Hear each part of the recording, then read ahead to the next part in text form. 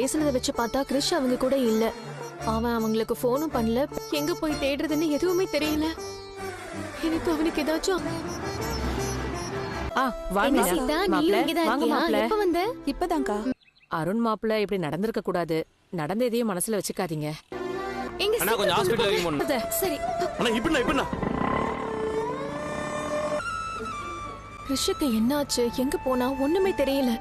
அவன் சின்ன பையன், தனியா எங்கயாவது போய் மாட்டிக்கிட்டு கொஞ்சம் லேட்டா இருந்தா மூச்சு திணறல் அதிகமாகி ரொம்ப மாட்டிக்கிட்ட பயத்துல இப்படி ஆயிருக்கும். மத்தபடி ஒன்னும் ப்ராப்ளம் இல்ல. ஒரு அவனை எதுக்கு அவனுக்கு ஏதாவது ஆயிருந்தா அவன் பேரண்ட்ஸ்க்கு நாங்க தானே மேடம் பதில் சொல்லணும். அது போலீஸ்க்கு வேணாம். இல்ல அதுக்குள்ள போலீஸ்க்குலாம் வேணாம் மேடம். சார், கிறிஷோட அம்மா எனக்கு ஃபோன் பண்ணிட்டே இருக்காங்க. உங்க பதில் சொல்லணும். சோ எங்களுக்கும் ரெஸ்பான்சிபிள் இருக்கு மேடம். கண்டிப்பா. சரிங்க மேடம். எங்கெல்லாம் தேடி படுத்திருந்த எனக்கு அது உங்க காரணே ஏங்க, அந்த ஸ்கூல் எனக்கு தெரியுங்க. நான் வந்து எங்க அம்மா அப்பா அப்பப்போ வந்து பாக்குறாங்க. என்னங்க இது, இவங்க அம்மா இவனை அந்த ஸ்கூல்ல சேர்த்து இவன் பாட்டியை ஊருக்கு அனுப்பிச்சு விட்டு இவனை கடமைக்கேன்னு ஒரு ஸ்கூல்ல சேர்த்து விட்டு